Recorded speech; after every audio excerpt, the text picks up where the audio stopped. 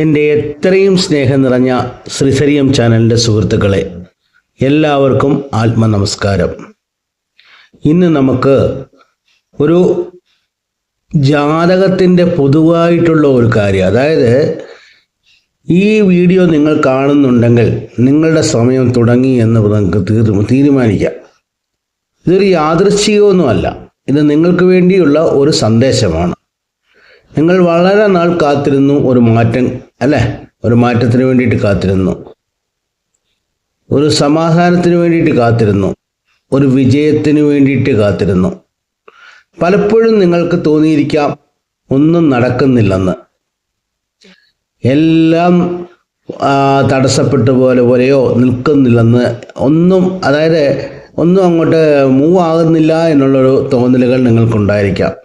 പക്ഷെ ഒരു കാര്യം മനസ്സിലാക്കുക, താമസം എന്നത് ഒരു റീസൺ അല്ല, അത് ഒരു തയ്യാറാക്കലാണ്. നമ്മൾ പറയല്ലേ, സ്വർണം വന്നിട്ട് അഗ്നിയിൽ മെൽറ്റ് ചെയ്താണ് അതിൻ്റെ അഴുക്ക് കളയുന്നതെന്ന് പറയില്ല. അതുപോലെ ഒരു തയ്യാറെടുക്കലാണ്. കഴിഞ്ഞ ജന്മത്തിൽ നിന്ന് നമ്മൾ കൊണ്ടുവന്ന ദോഷവശങ്ങൾക്ക് തീർച്ചയായിട്ടും ശനി ഭഗവാൻ ഒരു ബുദ്ധിമുട്ട് തന്നേ പറ്റുള്ളൂ. അത് കർമ്മകാരകനാണ്. അദ്ദേഹത്തിൻ്റെ പണി തീർച്ചയായിട്ടും തന്നിരിക്കും. എന്നാൽ ആ ഒരു സിറ്റുവേഷനെ നമ്മൾ ദൈവികമായ സങ്കല്പത്തിൽ കൂടെ പോയാൽ ഒരു പരിധി വരെ കൺട്രോൾ ചെയ്യാം. നിങ്ങൾക്ക് തീർച്ചയായിട്ടും അങ്ങോട്ട് കംപ്ലീറ്റ് ആയിട്ട് സ്റ്റോപ്പ് ചെയ്യാമെന്ന് വിചാരിച്ചു കഴിഞ്ഞാൽ അത് നമ്മുടെ യൂണിവേഴ്സിൻ്റെ നിയമത്തിന് തന്നെ എതിരാണ്. കണ്ണിക്കൊള്ളുന്നത് പുരികത്ത് കൊണ്ടുപോകും എന്നൊക്കെ പറയുന്നില്ലേ, അതാണ് സംഭവം. ഇപ്പോൾ നിങ്ങളുടെ സമയം തുടങ്ങുകയാണ്. എന്താ ഞാനിത് പറയാൻ കാരണം എന്ന് വെച്ച് കഴിഞ്ഞാൽ, നിങ്ങളുടെ പരിശ്രമം നമ്മളുടെ ഗ്രഹവശാൽ ഗുരുവിൻ്റെ ആ ഒരു ഉച്ചസ്ഥിതിയിലേക്ക് പോകുന്ന ഗുരു, കർക്കടക രാശിയിലുള്ള ഗുരു ഏകദേശം ജൂൺ മാസത്തിൽ കർക്കിടകത്തിൽ വരികയാണെങ്കിൽ തന്നെ മെയ് ഒടുക്കം, ഏകദേശം മെയ് 15-14 ആ തീയതി തന്നെ ഈ ഗ്രഹങ്ങളുടെ എനർജിയുടെ ബാൻഡ് വിഡ്ത്ത് പ്രകാരം ആചാര്യന്മാർ പറയുന്നത് ഒരു 10-30 ദിവസം മുമ്പ് തന്നെ ആ ഗുരുവിൻ്റെ ആ ഒരു എനർജി സ്പ്രെഡ് ഉണ്ടാകും. അപ്പോൾ തീർച്ചയായിട്ടും ഗുരു ഏത് ഭാഗത്ത് നിന്നാലും നല്ലതാണ്. അതിൻ്റേതായിട്ടുള്ള പ്രയോജനം നിങ്ങൾക്ക് നൽകും. നമുക്കതുകൊണ്ട് പല കാര്യങ്ങളും മുന്നോട്ട് പോകും എന്നുള്ളതാണ് സത്യം.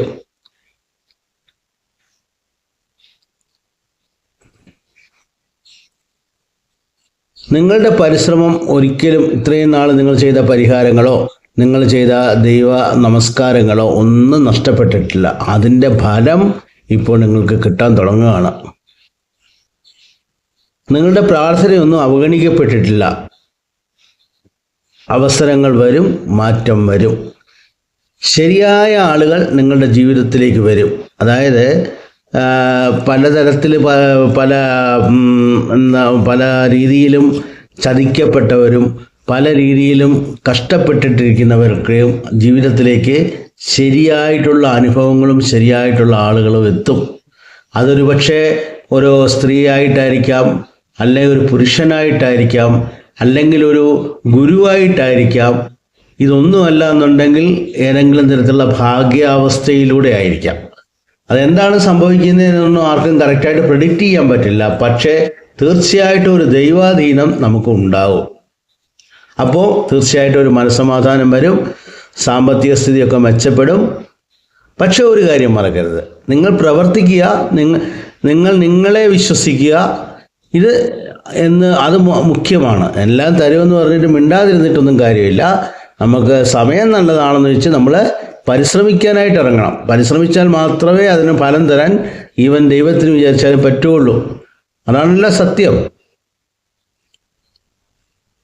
പിന്നെ നിങ്ങൾക്ക് ഞാനൊരു പൊതുവായിട്ടുള്ള ഒരു പരിഹാരം നമ്മുടെ ഹിന്ദു സഹോദരന്മാർക്കൊക്കെ ഓം നമോ ഭഗവതേ വാസുദേവായ എന്ന മഹാവിഷ്ണുവിൻ്റെ നാമം, ആ നാരായണ മന്ത്രം നമ്മൾ ദിവസവും ജപിക്കുന്നത് കൊണ്ട് എന്താ സംഭവിക്കുക എന്ന് വെച്ച് കഴിഞ്ഞാൽ, അതൊരു ഒരു ഒരു ഉൽപ്രേരകം നമ്മളൊക്കെ പറയത്തില്ല, കെമിസ്ട്രിയിലൊക്കെ പറയത്തില്ല, ഒരു പ്രേരകം എന്നൊക്കെ പറയത്തില്ല, അതേമാതിരി കാറ്റലിസ്റ്റായിട്ട് വർക്കായിട്ട് തീർച്ചയായിട്ടും നമ്മുടെ ശരീരത്തിലുള്ള ഓറയെ ബലപ്പെടുത്തും. നമ്മുടെ ശരീരത്തിലുള്ള നമ്മളൊരു ശരീരം മുഴുവൻ കെമിക്കൽസ് ആണല്ലോ, കെമിക്കൽസാണ് പ്രൊഡ്യൂസ് ചെയ്യുന്നത് അല്ലേ. ജലത്താലുണ്ടായിരിക്കുന്ന ഒരു 70% ജലത്താലുണ്ടായിരിക്കുന്ന ഒരു ശരീരത്തിൽ ഉണ്ടാകുന്ന രാസപ്രവർത്തനങ്ങളാണ് പല കാരണത്തിനും കാരണം. അപ്പം ഇതിനെ ബാലൻസ് ചെയ്യും, പഞ്ചഭൂതങ്ങളെ ബാലൻസ് ചെയ്യും. ഇത് വളരെ ശക്തിവത്തായ ഒരു മന്ത്രമാണ്.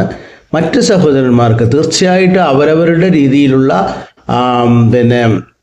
ദൈവത്തിനെ വിശ്വസിച്ച് അവരുടെ രീതിയിൽ അവരുടെ മതഗ്രന്ഥങ്ങൾ എന്താണ് പറഞ്ഞിരിക്കുന്നത് അത് ശരിയായിട്ട് ഫോളോ ചെയ്യുക. ഞാനീ പറയുന്നത് എന്താണെന്ന് വെച്ച് കഴിഞ്ഞാൽ, നമ്മുടെ ഏത് മതത്തിലെ ആയാലും ശരി, ആരായാലും ശരി, അവരുടെ ആചാര്യന്മാർ കൊടുത്തിരിക്കുന്ന കാര്യങ്ങൾ തീർച്ചയായിട്ടും വളരെ നാളുകളുടെ കഷ്ടപ്പാടുകളുടെയും വിശ്വാസത്തിൻ്റെയും ഫലമായിട്ടുണ്ടാക്കി തന്നിരിക്കുന്നതാണ്.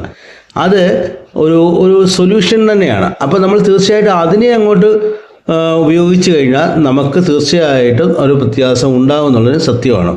ഇവിടെയാണ് അസ്ട്രോളജിയുടെ ഒരു പ്രയോജനമുള്ളത്.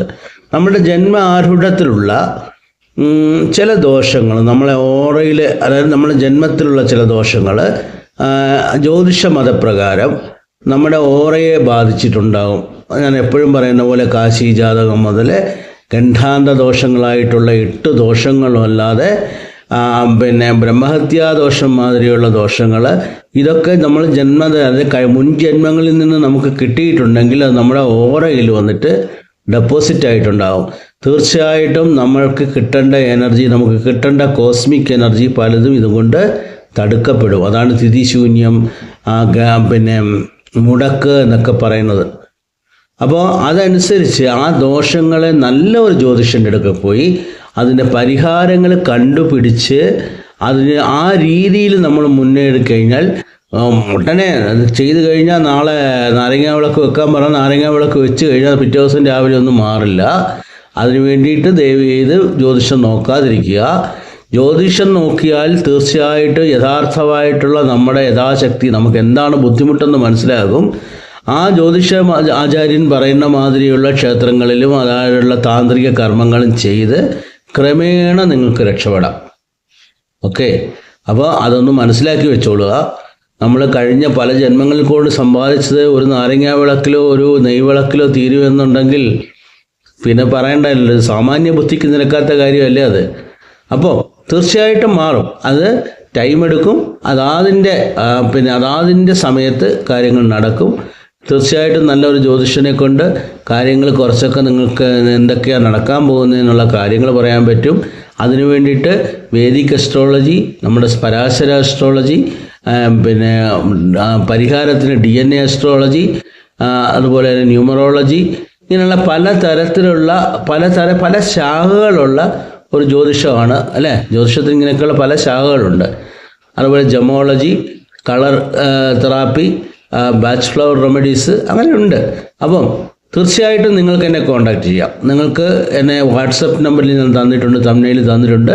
നിങ്ങൾ കോൺടാക്റ്റ് ചെയ്യുക. നിങ്ങൾക്ക് എന്തെങ്കിലും തരത്തിലുള്ള ആവശ്യമുള്ള പരിഹാരങ്ങൾ ആവശ്യമാണെങ്കിൽ തീർച്ചയായിട്ടും നമുക്കതിനെപ്പറ്റി ഡിസ്കസ് ചെയ്ത ശേഷം നമുക്ക് ആ സൊല്യൂഷൻസ് എനിക്ക് തരാൻ പറ്റും. ആത്മീയ ക്ഷേത്രങ്ങളൊക്കെ ഉണ്ട്, വളരെ വളരെ ശക്തമത്താണ്. പല നമ്മുടെ പുരാതന മുനിമാർ, അതായത് നമ്മുടെ സിദ്ധന്മാരാൽ തരപ്പെട്ട താളിയോല ഗ്രന്ഥങ്ങളിൽ നിന്നുള്ള ചില പർട്ടിക്കുലർ ക്ഷേത്രങ്ങളുണ്ട്. അപ്പോൾ ആ ക്ഷേത്രങ്ങളിൽ പോയി വേണ്ടിയ പരിഹാരം ചെയ്യണം.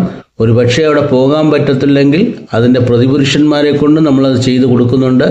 അപ്പോൾ നിങ്ങൾക്ക് എന്താവശ്യമുണ്ടെങ്കിലും ഇക്കാര്യത്തിൽ ജ്യോതിഷ സംബന്ധമായിട്ടുള്ള ഏത് കാര്യങ്ങൾക്കും തീർച്ചയായിട്ടും എൻ്റെ വാട്സപ്പിൽ കോൺടാക്റ്റ് ചെയ്യുക. ഞാൻ നിങ്ങളെ തിരിച്ചു വിളിക്കുന്നതായിരിക്കും. നിങ്ങൾക്ക് വേണ്ടിയ പരിഹാരങ്ങൾ നിർദ്ദേശിക്കുന്നതായിരിക്കും. അപ്പോൾ എല്ലാവരും എൻ്റെ വീഡിയോ ലൈക്ക് ചെയ്യുക, ഷെയർ ചെയ്യുക, കമൻറ്റ് ചെയ്യുക. നിങ്ങളുടെ ഓരോ ലൈക്കും എനിക്ക് വളരെ പ്രിയപ്പെട്ടതാണ്, വളരെ ആവശ്യമുള്ളതാണ്. നിങ്ങളുടെ കമൻസും എനിക്ക് അത്യാവശ്യമാണ്. അതുകൊണ്ട് ഞാൻ ഈ പറയുന്ന കാര്യങ്ങൾ ശരിയാണെന്ന് എന്ന് നിങ്ങൾക്ക് തോന്നുകയാണെങ്കിൽ തീർച്ചയായിട്ടും ഒരു യെസ് എന്നിട്ടാൽ മതി. അതിൽ നിന്ന് തന്നെ എനിക്ക് മനസ്സിലാകും. അപ്പോൾ അതുപോലെ തന്നെ നിങ്ങൾക്ക് നിങ്ങളുടെ ഏതെങ്കിലും തരത്തിലുള്ള ചെറിയ ചെറിയ കാര്യങ്ങളൊക്കെ എനിക്ക് ഡയറക്റ്റായിട്ട് ഒറ്റവാക്യത്തിൽ മറുപടി പറയാൻ പറ്റുന്നതാണെങ്കിൽ തീർച്ചയായിട്ടും കമൻസിലൂടെ തന്നെ ഞാൻ മറുപടി പറയും. അതിനപ്പുറം നമുക്ക് ജാതകം നോക്കിയാണ് കണ്ടുപിടിക്കണമെങ്കിൽ നമ്മൾ വേണ്ടിയ വിധത്തിൽ ജാതകം നോക്കി അതിനുള്ള മറുപടി തരുന്നതായിരിക്കും. അപ്പോൾ നമസ്കാരം സുഹൃത്തുക്കളെ.